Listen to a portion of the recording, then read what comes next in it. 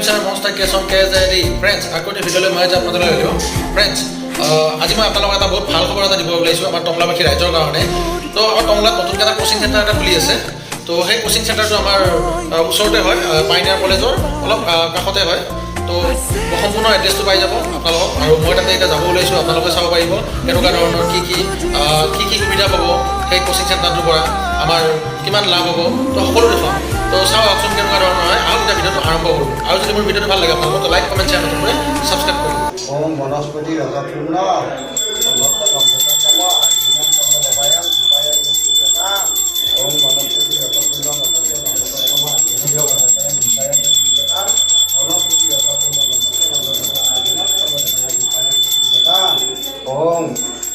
Om Subhakasam Maharikam, Sarvaspiti Bidam Mahal,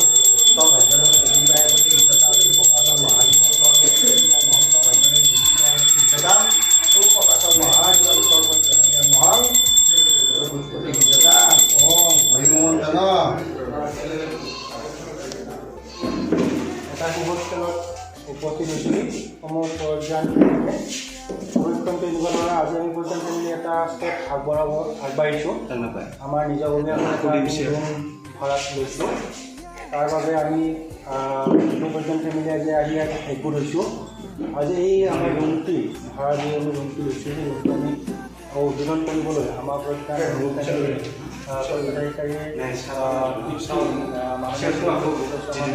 নিমন্ত্ৰণ জনাইছিলোঁ সেই নিমন্ত্ৰণ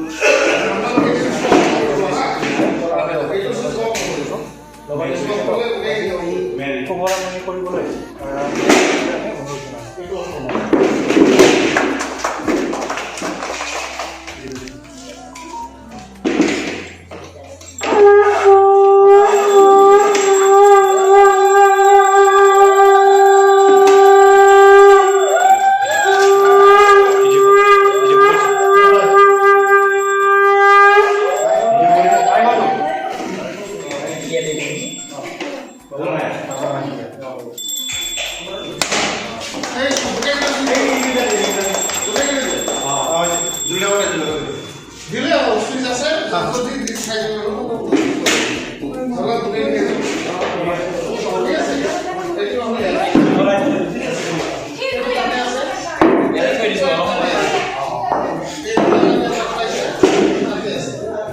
মই আজি ইয়াতে আহিলোঁ প্ৰগ্ৰাম ক্লাছত তো এই বস্তুটো কেনেকুৱা ধৰণৰ অলপ বুজাই দিব নেকি হয় এইটো আমাৰ এটা ক'ব গ'লে কোচিং ইনষ্টিটিউট হয় য'ত নেকি আমি যিখিনি আমাৰ আসাম গভৰ্ণমেণ্ট চেণ্ট্ৰেল গভৰ্ণমেণ্টৰ যিখিনি মানে চৰকাৰী চাকৰি বা তেওঁলোকৰ যিকোনো কম্পিটিটিভ এক্সামৰ বাবে আমি ইয়াত মানে পাঠদান কৰোঁ যিখিনি ধৰক কোৱালিফাইড ষ্টুডেণ্ট থাকে তেওঁলোকে আমাৰ তাত আহি নিজৰ কাৰণে পঢ়ি যাব পাৰে আমাৰ মিনিমাম 4 মান্থছৰ কোৰ্চ এটা থাকে তো সেই 4 মান্থছত আমি তেওঁলোকৰ ফাউণ্ডেশ্যনৰ গোটেই মানে যিখিনি কনচেপ্ট থাকিব এই গোটেইখিনি আমি প্ৰিপেয়াৰ কৰি দিওঁ বিনিময়ত আমাৰ মিনিমাম ফিজ এটা লোৱা হয় তো তেওঁলোকে আমি বৰ্তমান 4000 লৈ আছো 4 মান্থছৰ কাৰণে কিন্তু 4 মান্থছ বুলি কওঁ যদিও আমাৰ 4 মান্থছতকৈ অলপ বেছিও হৈ যায় মানে আৰু মান্থলি একো দিব নালাগে তেওঁলোকে মানে যিটো 4000 দিয়ে তাতে আমি ইনষ্টলমেণ্ট চিষ্টেম ৰাখিছোঁ আমাৰ তেওঁলোকৰ সুবিধা অনুযায়ী থাকে আৰু আমাৰ সুবিধা অনুযায়ী আমি ধৰক কোনোবা আমাৰ অলপ ইকনমিকেলি যিখিনি মানে বেকৱাৰ্ড মানুহ থাকে তেওঁলোকৰ সুবিধাটো আমি মানে চাওঁ ইয়াত কাৰণ আমাৰ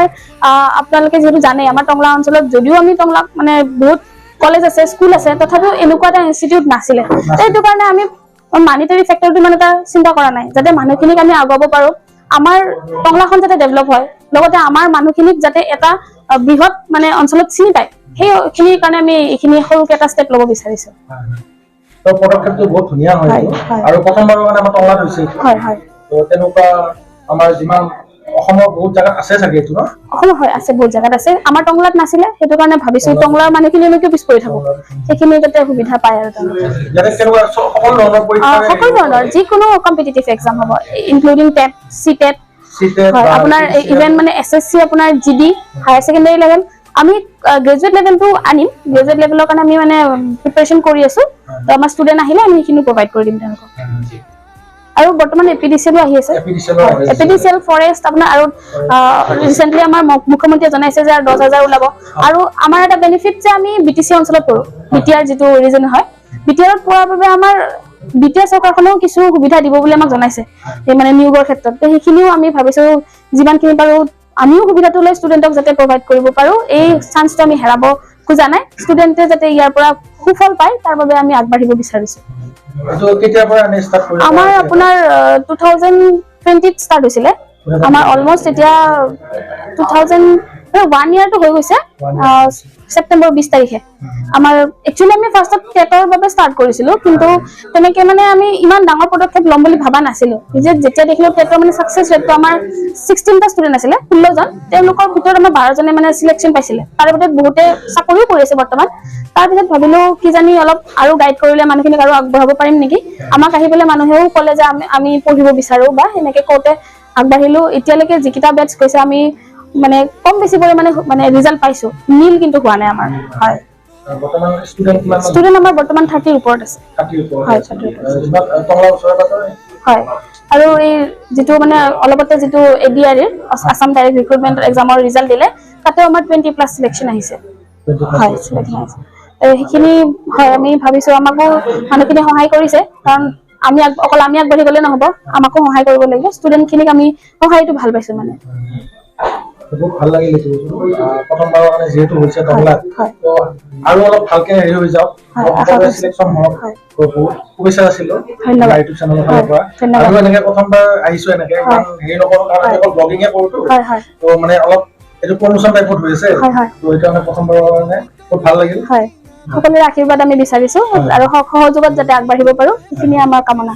ঠিক আছে বাৰু, থেংক ইউ। ইতিমধ্যে ইয়াতে লগ পালোঁ, তো আপোনাৰো নিশ্চয় কিবা ইয়াতে জড়িত হৈ আছে নেকি? মই জড়িত নহয়, মই এওঁলোকৰ মানে শুভাকাংক্ষী। মই এওঁলোকৰ অনুষ্ঠানটো এবছৰ আগৰ পৰা গম পাই আছোঁ।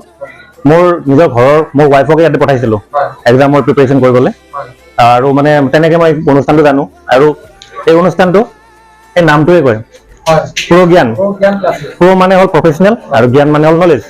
প্ৰফেচনেল নলেজ দিয়া এটা অনুষ্ঠান এওঁলোকে গঢ়ি তুলিছে টংলাত, আৰু এনেকুৱা অনুষ্ঠানৰ অভাৱ হৈ আছে আমাৰ এই অঞ্চলত।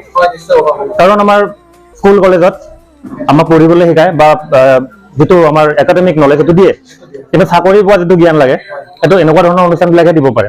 আৰু এওঁলোকৰ যিখিনি ফেকাল্টি মই জানো, তেওঁলোক মোৰ বহুত অতি মৰমৰ গোটেইকেইজনে, আৰু তেওঁলোকক মই সৰুৰ পৰাই জানো। গোটেইকেইজনে হাইলি কোৱালিফাইড, আৰু তেওঁলোকে বিভিন্ন পৰীক্ষাত ইতিমধ্যে অলৰেডি উত্তীৰ্ণ হৈছে, হয় নিজৰ এক্সপেৰিয়েঞ্চ দি এনেকুৱা অনুষ্ঠান এটা খুলিছে। এই প্ৰফেচনেল জ্ঞান দিয়া যিটো প্ৰ' জ্ঞান, সেইটো যাতে আগবাঢ়ি গৈ থাকক। আৰু এতিয়ালৈকে মই দেখা পাইছোঁ বহুত ল'ৰা ছোৱালীয়ে সফলতা অৰ্জন কৰিব পাৰিছে বিভিন্ন পৰীক্ষাত।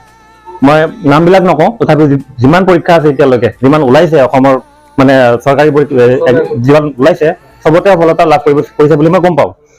গতিকে ইয়াৰ ৰাইজে ইতিমধ্যে সঁহাৰি জনাইছে, আৰু যাতে বছৰে বছৰে ই বহুত ডাঙৰ হৈ যায়, বিশাল হৈ যায়, তাকে কামনা কৰিছোঁ। ধন্যবাদ। আপোনালোকৰ ছাত্ৰ ছাত্ৰীৰ সফলতাৰ বিষয়ে অলপ জনাব নেকি? আজি ফ'ৰ ক্লাছৰ 1 বছৰ হৈছে, আজি বৰ্ষপূৰ্তি অনুষ্ঠান পাতিছে, তাত আমাক ইনভাইট কৰিল, আহিলোঁ, খুব ভাল লাগিল।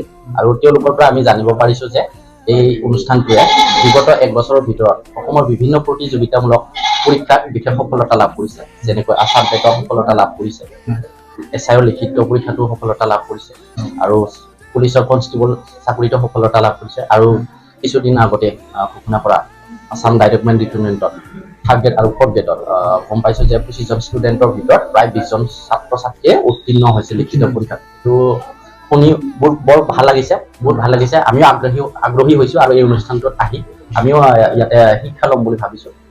ভাল লাগিছে। আমাৰ যিহেতু অৰ্থনৈতিকভাৱে আমি পিছপৰা মানুহ, আমি গুৱাহাটীত যাব নোৱাৰোঁ। টংলাত তেনেকুৱা এটা অনুষ্ঠান যদি হৈছে, আমাৰ কাৰণে খুব ভাগ্যৱান।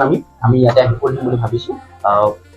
যে নহওক অনুষ্ঠানটো আগুৱাই যাব লাগে, ছাত্ৰ ছাত্ৰীসকলে ভাল হ'বলৈ মই কি হয় ডাইৰেক্ট ৰিক্ৰুটমেণ্টত তেওঁলোকে সফলতা লাভ কৰিছে। আৰু বহুত ষ্টুডেণ্ট আছিল বাৰু, এতিয়া বাৰু ঘৰলৈ গুচি গ'ল বা আহিব পৰা নাই, তেওঁলোকে সফলতা লাভ কৰিছে। আমাৰ পংকজ বড়ো 4th গ্ৰেডত পাইছে, সফলতা লাভ কৰিছে। মনালিছা ৰাভা গ্ৰেজুৱেশ্যন লেভেলত লিখিত পৰীক্ষা পাছ হৈছে। নৱজিৎ বড়ো 4th গ্ৰেডত পাছ হৈছে, আৰু বিকাশ ৰাভা তেখেতেও 4th গ্ৰেড এক্সামত পাছ কৰিছে। ভাল হৈছে, মানে ভাল হৈছে। আৰু আমি সকলোৱে মানে কি হয়, যিসকল পাছ কৰিছে খুব অৰ্থনৈতিকভাৱে দুৰ্বল মানুহখিনিয়ে মানে আজি ইয়াত আহি কম পইচাতে পঢ়িব পাৰিছে।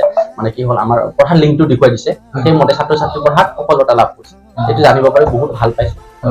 এনেকুৱা অনুষ্ঠান হ'ব লাগে টংলাত, ভালকে হ'ব লাগে। বিগত দিনত মানে বহুত ষ্টুডেণ্ট যাতে আমাৰ টংলা অঞ্চলৰ পৰাই সফল হৈ যায়, মানে সেইটোৱে কামনা কৰোঁ।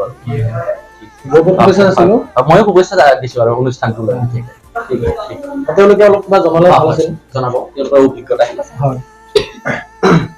হয়, মই মোৰ নাম শ্ৰী পংকজ বড়ো। মই প্ৰজ্ঞানত আজি 6 মাহ ধৰি ক্লাছ কৰি আছোঁ আৰু ADRE পৰীক্ষাত মই 4 গ্ৰেডত লিখিত পৰীক্ষাত পাছ কৰিব সফল হৈছোঁ। এতিয়াও বৰ্তমান ক্লাছ কৰি আছোঁ। আগন্তুক যিবিলাক নেকি পৰীক্ষা আহি আছে সেইবিলাকত কম্পিটিশ্যনত ভাগ ল'ম।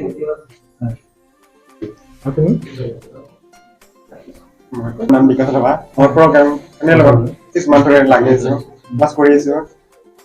মই নিজে ADRE ৰিক্ৰুইটমেণ্টত মই এক্সাম পাছ কৰিছোঁ। ভাল লাগিছে আমাক বহুতখিনি সুবিধা দিয়াৰ কাৰণে।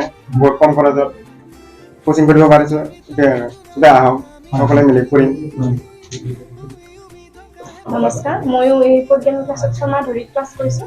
আছাম ডাইৰেক্ট ময়ো চিলেক্ট হৈছোঁ। মেম ছাৰহঁতে কোচিংটো বহুতখিনি সহায় কৰিছে। এই কোচিংটো নহ'লে কিজানি মই পাছ নকৰিলোঁ হয়। নমস্কাৰ, মোৰ নাম নৱজিৎ বড়ো। মই এবাৰ আছাম ডাইৰেক্ট টেটৰ পাছ কৰিছোঁ। মই ইয়াৰ জৰিয়তে প্ৰগ্ৰামত ধন্যবাদ জ্ঞাপন কৰিছোঁ। প্ৰগ্ৰামৰ এটা বিশেষত্ব আছে কি ইয়াত পঢ়িবতো সকলোৱে জানে, কম্পিটিটিভ এক্সাম কেনেকৈ পঢ়িব লাগে সেইটো শিকোৱা হয়। চ' আমাৰ টংলা যিটো আছে, চ' সকলোৱে এটা আহিলে যদি প্ৰচিডিঅ লয় নিশ্চয় বহুত সফলতা পাব বুলি মই আশা কৰিছোঁ। ঠিক আছে, ধন্যবাদ। অনুষ্ঠানবিলাকে আমাৰ জেগাখন পোহৰ কৰি দিব। এই শিক্ষাৰ যিটো পবিত্ৰ পৰিৱেশ সেইটো তোমালোকে বহুতখিনি আনিছা ইতিমধ্যে, আৰু আশা কৰোঁ এই অনুষ্ঠানটো দিনে দিনে আগবাঢ়ি গৈ থাকে। সেইটোৰ কাৰণে চবকে গুড লাক আৰু কংগ্ৰেচুলেশ্যন। সকলোৰে পৰা উদ্দেশ্যবোৰ গম পালোঁ এতিয়া। এই কোচিং চেণ্টাৰটো কিহৰ কাৰণে খোলা হৈছে টংলাত, আৰু টংলাত যিহেতু আমাৰ নাছিলে, তো টংলাত এইটো কোচিং চেণ্টাৰ খুলি কাৰণে বহুত ভাল কাম কৰিছে। কথা বতৰা পাতিলোঁ। তো এই কোচিং চেণ্টাৰটোৰ নাম হ'ল প্ৰজ্ঞান ক্লাছেছ। তো বহুত ধুনীয়া নাম, আৰু প্লাছ আমাৰ টংলাৰ ওচৰতে, টংলাতে যিহেতু, আৰু সকলোৰে কাৰণে সুবিধা পাব, আৰু কম খৰচত এইখিনি সুবিধা দি আছে আমাৰ টংলাৰে কেইজনমান ব্যক্তি। বহুত ধুনীয়া কাম কৰিছে, মিলি কেনে সকলো কামখিনি কৰি আছে। তো আপোনালোকে আহিব, আহি কেনে জইন কৰিব। কোনোবা যদি ওচৰে পাজৰে আছে সকলোকে জনাব কেনেকুৱা পায়। আৰু আমাৰ পাইনিয়াৰৰ অপজিট চাইডৰ ৰাস্তাটো যে আছে, বজলাৰৰ ৰাস্তাটো, তো তাৰে কাষতে হয় সেই কোচিং চেণ্টাৰটো। তো তাতে আহিব, তাতে আহি কেনে এডমিশ্যন ল'ব। আৰু সকলো দাম, সকলো কি মান্থলি কি দিব লাগিব, দাম এডমিশ্যন কি দিব লাগিব সকলো মই জনাই দিছোঁৱে। তো তেওঁলোকক সুধি কেনে আপোনালোকক সকলো জনাইছোঁ। আৰু জ্যোতিময় দায়ো বহুত ভাল ধুনীয়া শুভাকাংক্ষী হয় তেওঁ। তো তেওঁৰ কথা তেওঁৰ পৰাও গম পালোঁ। তো এইটোৰ পৰা বহুতে সফলতা অৰ্জন কৰিছে। আৰু টংলাত আমাৰ MB ৰোডৰ কাষতে হয়। তো পাইনিয়াৰ কলেজৰ অপজিট চাইডৰ ৰাস্তাটোত আছে। তো তাতে আমাৰ কোচিং চেণ্টাৰটো হয়। তো আপোনালোকে আহিব, কণ্টেক্ট কৰিব, আৰু ওচৰৰ কোনোবা যদি মানুহ আছে তেওঁলোকক জনাব। কিছুমানে কৰিব বিচাৰে কোচিং চেণ্টাৰটোত ক্লাছ কৰিব বিচাৰিব, তো তেওঁলোকক দেখাই দিব আপোনালোকে। তো আৰু বহুত সফলতা অৰ্জন কৰিব। ভাল লাগিল যাই কেনে তাতে। তো আপোনালোকে কেনেকুৱা পালে জনাব মোক সকলো কমেণ্ট কৰি। আৰু যদি মোৰ ভিডিঅ'টো ভাল লাগে তো লাইক, কমেণ্ট, শ্বেয়াৰ, নতুনকৈ ছাবস্ক্ৰাইব কৰিব। ধন্যবাদ। Bye bye.